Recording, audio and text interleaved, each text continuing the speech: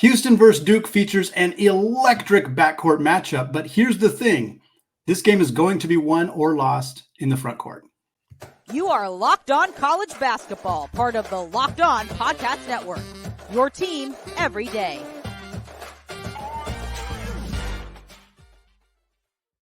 What's up, folks? Happy Thursday. Welcome into the Locked On College Basketball Podcast, a daily national college hoop show, part of the Locked On Podcast Network, your team every day. We are your co-hosts. I'm Andy Patton. He is Isaac Shead.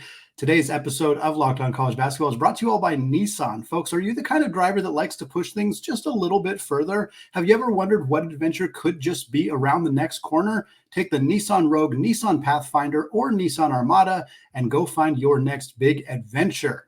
Check them out today at nissanusa.com. I'd want to thank all of our listeners here, those of you who are everydayers who have been with us throughout the season, those of you who have just joined us in March. We appreciate every single one of you here on the Locked On College Basketball Podcast. Also a reminder, you can listen to the show ad-free on Amazon Music. Go check it out on Amazon Music. They're big, huge podcast section. We really love that partnership with them. So definitely give it a listen there if you haven't already. We're going through the South and the Midwest regions today, getting you ready for Friday's action. If you're looking for an update on what we think is going to happen here on Thursday, check out Wednesday's episode of Locked On College Basketball. We went through the East and West regions, some incredible basketball there. But Isaac, we got some really fun basketball to talk about here today. We're going to close out the show talking about some fun coaching news as well. John Calipari not going anywhere. Some non-news. He is staying at Kentucky. We also got Pat Kelsey taking the job at Louisville. That is a huge story. We're going to get to that to close out the show. But Mr. Shead, let's start in Dallas at the American Airlines Center on Friday in the South region. The Cougs of Houston, the number 1 seed, taking on the Blue Devils of Duke, the 4 seed there. Really fun matchup between Duke's high-octane offense and electric defense for Houston. Both these teams are fantastic. Game is slated to start at 9:39. Houston right now favored by 4.5 points at FanDuel. Isaac, what stands out to you? We mentioned it early. The backcourt matchup here is kind of what's getting a lot of the attention, but feels like there's a lot more to this game than just Jamal, Shead versus Jeremy Roach. Yeah, I mean, well, and honestly, it's the entirety of these backcourts, all three, on the Houston side of the things. Yes, it's Jamal, Shead, the absolute dude, the one you need to know about, Mr. Winning Time. I've been kind of calling him in my head. I guess I've not said it out loud to now. But also, we can't miss what Sharp and Cryer are doing as well. And then on the Duke side of things, I mean, as you said, you got the veteran in Jeremy Roach, who hopefully has his finger all nice and ready to go, but along with Tyrese Proctor and his size and Jared McCain and his electric quick trigger shooting that just dropped 30 last Sunday. And so, Andy, I am so amped and geeked and stoked for those matchups. So as a basketball fan, that's what I'm most excited about is this game.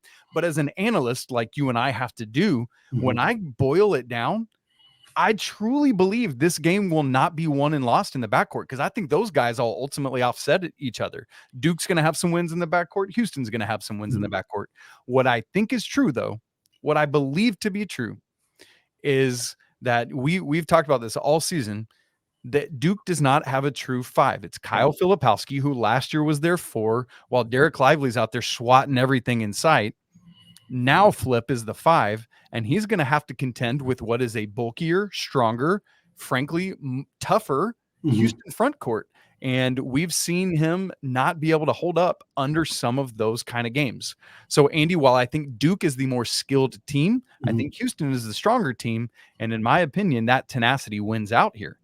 I'll flip it too. I think one area. Flip? Well, yeah, we're flipping it, talking about Flip specifically, is how Houston's going to defend Filipowski. And certainly the Big 12 has a handful of stretch bigs who are able to space the floor and kind of pull Houston's rim protectors away from the rim. But I'm curious how that's going to play out. Is John Shire going to try to utilize Filipowski in ways where they're doing 4 outs or 5 outs or really kind of spreading the floor, giving guys like Proctor and McCain more room to drive to the basket because they're pulling those big men away from the rim. I think that's an area that Duke can potentially exploit a Houston team. And I'm trying to think of like some of the Big 12 teams that Houston played against and some of those guys who might have been able to do that and stretch the floor and kind of create some problems for Houston. Like Hunter Dickinson, maybe? Yeah, Dickinson's not a huge outside shooter, right, but but he'll do it some, yeah. Yeah, I mean, yeah, he hit a pair of threes in the first half against Gonzaga, so certainly somebody who is capable of doing it at times. But I am curious how that particular area of this matches up, but I 100% agree with you on the other side that Duke's going to have to find a way to be tough and physical down low. And without, with Filipowski basically replacing Derek Lively at the 5 spot, I mean, that's a big difference defensively. And while it gives them more spacing options offensively, I think it's going to be a problem for them on that end of the floor. Yeah, and I mean, here's the other thing too that I'm not saying when I say that is Kyle Filipowski has multiple inches on both Juwan Roberts and Mr. Francis in that front court. And so, can he use that length and that reach to do them in that way? So, Andy, I'm just really curious to see how that all ultimately plays out. I think because at the 4 position, I think Mark Mitchell and Francis or Roberts, however they decide to guard that, is kind of probably a wash as well, similar to what we think about the backcourt. Andy, let me ask you this question. Can we go back to the backcourt for just a second? Of those 6 guys, the 3 I mentioned for Houston and the 3 for Duke, who do you think, who of that 6 do you think is the dominant one of those? The dominant one? Or who maybe has the biggest game in this moment?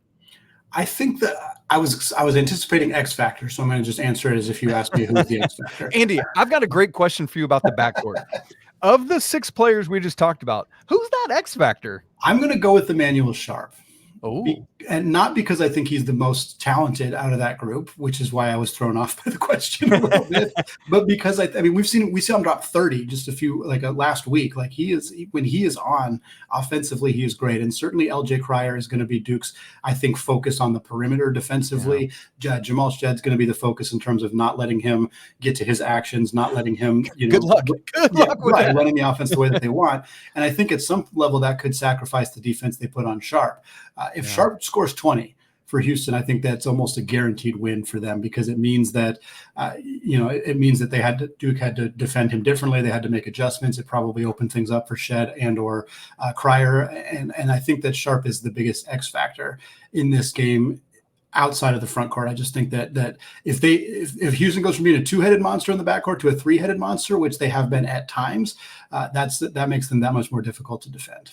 Yeah, that game Andy's referencing, the overtime win over Texas A&M, career high 30 points for Emmanuel Sharp. Bonker stuff there. Andy, should we go to the earlier game? Let's flip it. We got number 2 seed there in the South, Marquette, against number 11 NC State. This will be the first tip, actually, of Friday evening, 7:09 Eastern.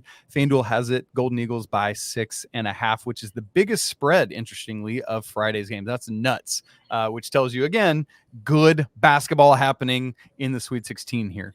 Andy, I could see this game playing out in a multitude of ways, if I'm being honest. But I think the biggest person we keep talking about is DJ Burns, because he's the biggest dude. And so, he's probably the biggest and most interesting character here. And so when I look at that, though, I think people ask the question in this way, why hasn't DJ Burns been doing this all season?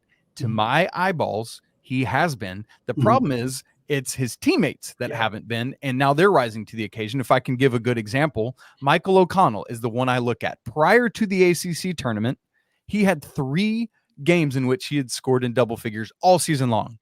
And in their 5 ACC tournament games and their 2 NCAA tournament games, he's now scored in double figures in 6 of those 7. So, Andy, I say that to say there are other teammates rising to meet that.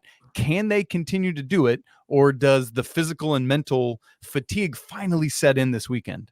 Yeah, what I'm curious about is how I think Marquette is going to attack NC State when Marquette's on offense. And I think that's going to create some serious problems for NC State. You mentioned the fatigue aspect of it. Burns is a very good offensive player, and defensively, I think you have to get him in space. Yeah. And he's got great footwork. He's not like this. He's not super slow-footed. He's not super incapable of defending in space necessarily. But there's a difference between some of the teams that Burns and NC State has had to go up against, especially in the tournament, in terms of how those teams run pick and rolls versus having to defend Tyler Kolek and also Ighodaro. That's right. Like very few teams, very few players in the country can adequately navigate a pick and roll between Tyler Kolek and Oso Ighodaro. DJ Burns, frankly is probably not one of them. And he might do well occasionally, but if I'm Shaka Smart and Marquette, I'm running that every single time, going again and again and again and again. You either get Burns in foul trouble, in which case NC State's going to have a really hard time staying in that game.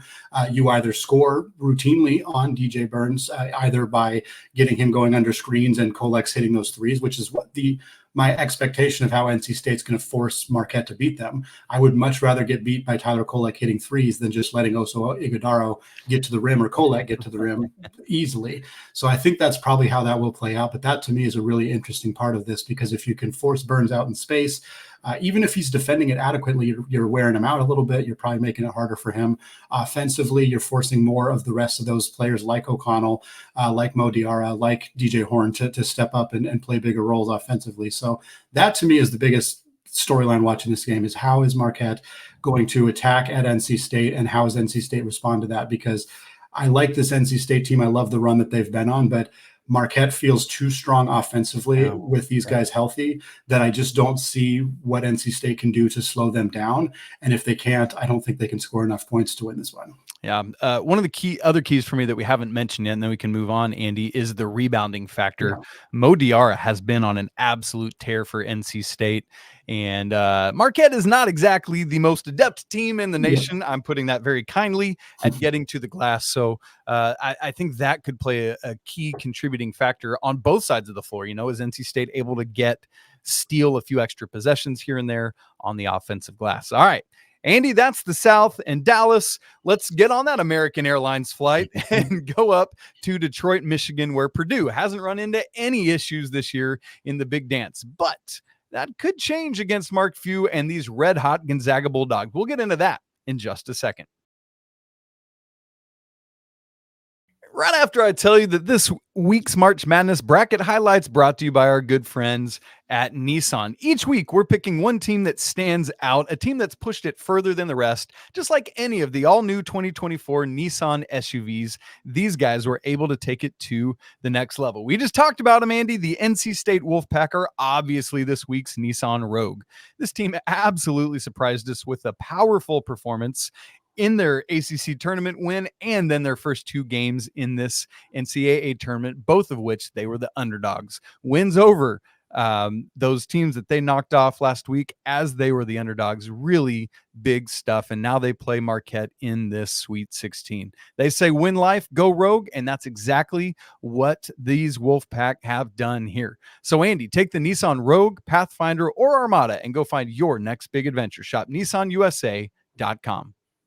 Today's episode of Locked On College Basketball is also brought to you by our friends at Better Together. Folks, are you tired of the same old daily fantasy grind where you make a roster, cross your fingers, and hope for the best? Or losing on the last leg of your pick'em entry? Introducing Better Together, the first cooperative daily fantasy platform where teamwork triumphs talent and you can play with your friends, not against them. You pick more or less on real-time player stats, strategize with your partner to boost your odds, and climb the leaderboard together. So grab a friend and join the social DFS movement. Better Together also gives inexperienced players an immersive way to learn about DFS. Teaming up with and following the lead of experienced friends and teammates in a team contest can take away the fear of diving in for the first time. And for Locked On College Basketball fans, you need to show that you're the best players by participating in the Fan Challenge series for a chance to win real money prizes. You can see the app for contest details. So download Better Together now from the App Store and sign up using promo code LOCKEDON for a chance to win your share of over $1,000 in cash prizes. Remember the code LOCKEDON, because winning alone is fun, but it's better together.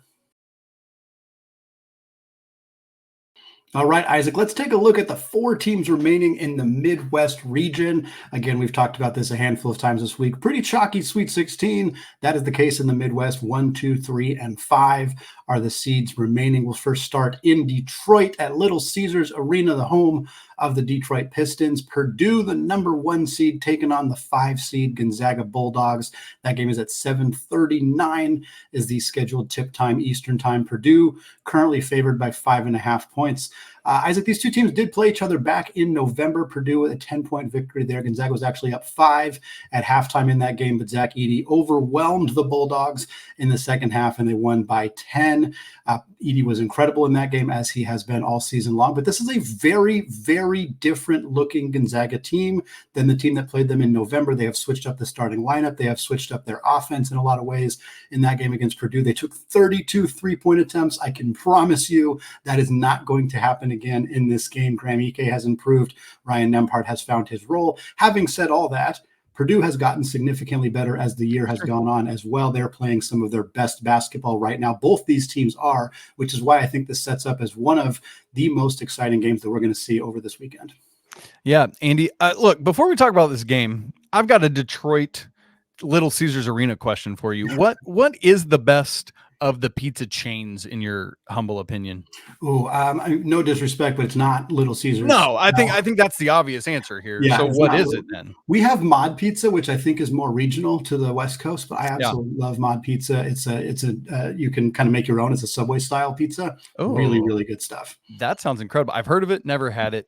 I'm going Little Caesars. I like that little no, oh my gosh, what Domino's. I'm so sorry. Go Domino's. Good call. That was terrible of me. I like the new crust thing they've had going on the last couple years. All right, anyway, I was like Little Caesars. I don't know about all that. Andy, what I'm really interested to see is for a lot of teams when they go up against Purdue, just the sheer size and girth of Zach Edey is overwhelming. Yeah. Like, oh, I've seen it on film and I've heard about it on paper, but now I'm looking up at you and this is a different thing. For Gonzaga, they've seen it in action. Yeah. They've dealt with it. They know what's going on. And so now Mark Few and his staff can look back at their previous notes, the previous game tape, and make well-informed decisions about how we want to strategically try to take on this big man who is without a doubt going to be the back-to-back national player of the year. So I think that initially, like there's something big about taking away that initial Edey shock, if I can call it that. So we just talked about it with DJ Burns. If I'm Gonzaga, I want to do everything I can to get him out in space. Kind of similar to what I saw Gonzaga do last weekend in knocking off Kansas, like they did with Hunter Dickinson. I'd like to see some of that action.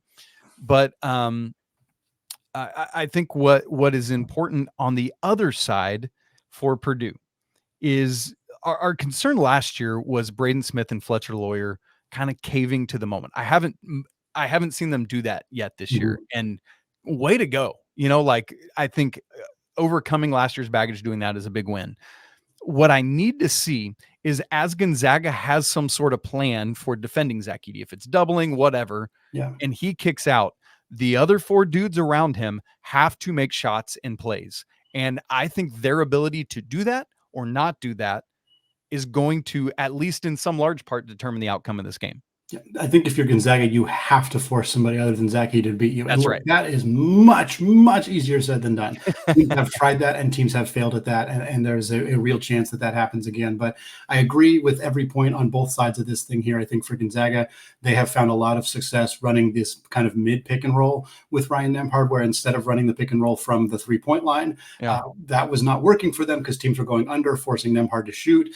He shot 15% from 3 in the first half of the year. He has improved dramatically in that area in the second half, but part of that is because they are putting him in situations where if teams go under that screen, he's not taking a 3, he's taking a 16, 15 footer. Now I'm curious if that's going to work against Purdue, because Zach Edey can go under a screen, and if Ryan Nembhard is at the free throw line, there is still a chance. And Ryan Nembhard's a clean 6 foot. Like he's not, maybe he's a little taller than 6 foot, but he's not a big dude. And I think that is going to potentially be a problem. We saw them do the same thing with Hunter Dickinson, and obviously he's got a lot of size and length as well. So perhaps they can use that mid pick and roll, put Edey on skates a little bit and score that way. But at the same time, they're going to have to find ways to stop him on the other end of the floor. They're going to have to do it without fouling, because most of Gonzaga's issues this year in games that they have lost have been because of foul trouble. They lose to Santa Clara because Graham Ike misses most of the first half with foul trouble. They lose to St. Mary's because of foul trouble. Like, this is an issue for Gonzaga, and they're going up against a team that draws so many fouls. And so I think that that's going to be the biggest storyline. If Graham Ike is sitting for the first 15 minutes or the last 15 minutes of the first half, I would be shocked if Gonzaga had a lead at halftime. And if he has to sit at all in the second half, that's going to be really tough for them to come back from. Andy, It's yet another big time defense versus big time offense matchup as we look to the last tip of Friday night. Number 2 Tennessee versus number 3 Creighton. This is supposed to tip around 10:09 Eastern. Tennessee favored by 2.5 at our friends at FanDuel. Andy, Tennessee was their offense was highly inefficient against Texas in the round of 32. I think one of the questions we have to answer is, was that a blip or a concern? Because at least in some way, when we say Tennessee's offense, what we really mean is Dalton Knecht was inefficient. Mm-hmm. But at the same time as we think that, maybe on the other side of things, the Vols could say, yeah, but we still won. Yeah. Right. So is that a scary thing for Tennessee, or is it like, oh, well, Dalton Knecht's probably not doing that again, and yet we won? Which side of that do you think is the bigger story? I think it has a lot to do with opponent, and I think like if you're Tennessee, yeah, you can feel good about that while acknowledging that your defense is probably not going to be as effective against Creighton as it was against Texas. And Creighton and Texas has a good offense. I'm not trying to put them down necessarily, but Creighton's four-headed monster that they have offensively, especially when they're playing well, is going to be really tough to defend. And Creighton relies heavily on the three-point shot, so they're more likely to be able to stay in the game, even if they are, getting slowed down by Tennessee's defense. Even if Ryan Kalkbrenner is a little bit neutralized by Jonas Aidoo, like if those things happen, Creighton can still shoot their way back into games. And so I think if you're Tennessee, you have to figure out, like, not only you have to play great defense, which we know they're going to do because they've done that all year long, but they have to find ways to get that offense consistently going. I think like 4, 5, 6 minute stretches, lulls offensively for Tennessee they're not going to cut it in this game. They're not going to be able to have those and still maintain a lead because Creighton's just too good offensively and too able to shoot their way back into games for that to be something that Tennessee can afford to do. And the connect of it all is going to be really interesting. I'm guessing that Trey Alexander will guard Dalton Knecht from Creighton. That would be my speculation on how they would handle that. They'll end up having to put Shireman on one of the smaller guards for what I would guess Vescovy. If that was it, I would think Ziegler and Ashworth, Vescovy and Shireman. That would be my guess too. Yeah. And I think that can work. I think it does. It allows Vescovy to potentially do some more things. But I do think that Alexander locking up Knecht, if that happens, if Creighton can do that successfully, even if Alexander gets, kind of removed from the offensive equation because he's so focused defensively, that's a win for Creighton in my mind. If those two guys neutralize each other, Creighton wins this game. So I think that's where it's going to come down. Neutral you. Yeah. Let's neutral each other. I like that. No, and Andy, here's one, you talked about the four-headed monster. There ain't much else there for Creighton. And so a key storyline, and I'll be short on this because we got to keep rolling, but can Tennessee's depth and tough defense just frankly wear out Creighton's lack of depth? That is certainly a storyline in this game, whether it's Creighton in foul trouble or lack of energy. That's something to watch out for. Thankfully for the Blue Jays, it's the first game of the weekend rather than the back end. So that helps. But man, if Shireman and Knecht guarded each other, how much fun that would be.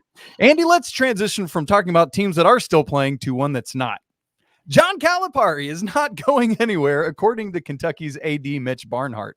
Is that the right decision for the Cats? Big Blue Nation just might not agree. We'll have that conversation in just a second, right after I tell you about Amazon Fire TV, which is your destination for sports, from live games to highlights to in-depth analysis. Fire TV offers amazing viewing experiences with smart TVs, as well as the Fire TV stick that you can plug right into your existing TV to provide access to millions of movies and TV episodes, as well as free and live TV. Whether it's March Madness or today, some of the opening games of the Major League Baseball season, you're going to want to have a Fire TV. I've got them on Fire TV sticks on literally every TV in my household. I love the layout. I love the user experience and platform. The remote's handy. It's got these buttons to take you straight to Disney Plus or Hulu or whatever it is. In fact, Fire TV also recently created Fire TV channels to deliver a constant supply of the latest videos from your favorite sports brands, all for free. That even includes all of us here at Locked On. So if you want to see Andy's beautiful face, just tune right in. Not to mention, they have great news and entertainment, gaming, travel, and cooking videos as well. So check out Fire TV channels on Fire TV and Alexa devices. If you haven't done so, you should. Trust us on that. To learn more, visit Amazon.com/LockedOnFireTV. All right, Andy, while the coaching carousel spins on and the transfer portal is as wacky as ever. And it portals on. I think the biggest conversation we need to have is about the coaching carousel screeching to a halt or never moving in the first place, perhaps in Lexington, Kentucky, because after an anticipated meeting between John Calipari, whatever, I never get it right, and Kentucky's athletic director, Mitch Barnhart, Barnhart released this statement on Twitter. I'll read it in full as a quote. He says, quote, "As we normally do at the end of the season, Coach Calipari and I have had conversations about the direction of our men's basketball program, and I can confirm that he will return for this 16th season as our head coach." Andy, is this the right call, or should they have broken up? It's tough because I think part of the reason they keep Calipari, the reason that they've done this in the past when we lost St. Peter's, etc., is because they don't want to lose the incoming recruiting class. But here's the thing. Coach Calipari is going to continue to get these kind of incoming recruiting classes. Good grief. If he couldn't do it with this one, that's outgoing. He's going to continue to land the top class in every year. I mean, he does it with extreme consistency. I don't see that changing. Now, the problem is that he's not making other adjustments. This year, he did he tried to bring in some veteran guys. Trey Mitchell obviously stepped into a role. Antonio Reeves came back. And he backed into Trey Mitchell. That's the Bob Huggins incident, Yeah, exactly. Right. Yeah. We give him credit for landing him, but there was other factors at play for that. But the problem is that as much as Calipari can continue to land these high-level recruits, it's not leading to what's going to change? I guess that's the question. What is going to change? Because they had this conversation, and the AD said, "Hey, we're sticking with it, etc." Blah blah blah. But what did they say is going to be different? Because if Coach Cal keeps saying yeah, you know what, we got this great recruiting class coming in, we're bringing these guys, these freshmen, we're going to navigate the portal, whatever. If you're just continuing to buy the same things and the results are continuing to be early losses in the NCAA tournament, you're effectively just saying we're accepting that. We are accepting that is the case here. I get not wanting to fire Calipari this year for a couple of reasons. One, I genuinely believe there was some fear that he would take the job at Louisville, which we'll talk about momentarily. But they did not want to. They didn't want to put that into a situation where that happened. And again, within hours after this announcement, Louisville made a hire. I don't think that that's entirely a coincidence. But I also think that, again, if they're going to ask Calipari to add more players in the portal, whatever, do different roster construction things, that's all great. But the issue with Kentucky is X's and O's. That's not going to change. Yep. He's the same guy. He's the same coach. He's the halftime adjustments that we don't often see, the kind of somewhat inexplicable decisions to I'll use the Gonzaga game as an example, not change how they're defending the pick and roll. They continue to just destroy them throughout the game. If you're going to continue to let him be the man who makes those decisions, you're kind of still asking for this kind of stuff to happen. And if I was a Kentucky fan, I wouldn't want to continue to see that. I'm sure many of them feel the same way. But unless there was some conversation of you need to hire a coach who's going to help you with offense, which I'm 100% positive didn't happen, you're kind of just asking for more of the same in Lexington. And because they did modernize some of the offensive approach this year, more three-pointers. Heck, they were the best three-point shooting team by percentage in the nation this year. There's something to that. But Andy, you just asked, is he going to change? Is he going to do new things? He literally said, this is from the ESPN article about it, blah, blah, blah, blah, blah. And then he says, work in our state, work on this program, this university. That's my commitment. I'm not changing. Now, maybe he just means I'm still all in. I'm still going to fight. Sure. But that to me says my way is right and it's going to eventually work. Yeah. That stubborn approach isn't going to cut it, Andy. Yeah. And obviously the money plays a factor here with the $33 million buyout, but all of this, we'll see what happens, Andy, but Big Blue Nation is not happy. And their neighbors to the west that have been struggling have landed their coach. We learned earlier on Wednesday that Pat Kelsey from Charleston is going to be the next coach at Louisville, signs a 5-year contract. So much for our conversation yesterday about Mr. Pitino Jr. Being Pitino 2.0 there in Louisville. Andy, do you like this hire? I love this hire. I think this is a fantastic hire for Louisville. I think Kelsey should have been near the top of their list. I understand why they pursued Scott Drew. I understand why they pursued Dusty May. I understand to an extent why they pursued Pitino, although I think Kelsey and Pitino, I probably would lean having Kelsey, to be honest. But I think that if this is their third or fourth pivot, or even fifth, depending on how seriously they pursued Nick Cronin or Shaheen Holloway, who was in that conversation, this is a really good fifth, sixth option for Louisville. Like Pat like Kelsey's Cronin to UCLA. Yeah, he's won 68% of his games in totality. He's won like 74% of the games he's coached at Charleston, took this team to back-to-back NCAA tournaments. They were a 30-win team 2 years ago. They play a fast-paced, electric style of offense. I think if anybody is going to, he's a fun coach to watch. He's animated on the sidelines. He's energetic. Players seem to love playing for him. Stylistically, they're going to be fun to watch. I think the only question people might have is recruiting and then NCAA tournament success. But again, was a 12 seed that lost to a 5 seed and a 13 seed that lost to a 4 seed. I don't think that you can really denigrate him too much for that. Yeah.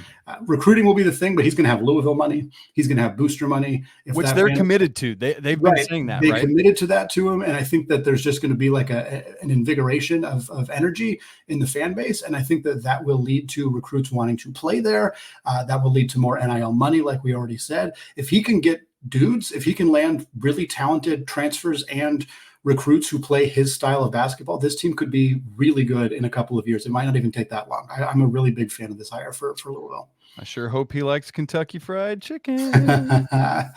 As a couple portal things, the Gonzaga Bulldogs, while still in the NCAA tournament, landed a transfer from Pepperdine. Michael Ajayi averaged 17 and 10 for the Waves last year. He was an all-WCC first teamer. 6'7" wing guard, shot 45% from three. Really nice addition for the Bulldogs, kind of a replacement for Anton Watson, who is out of eligibility.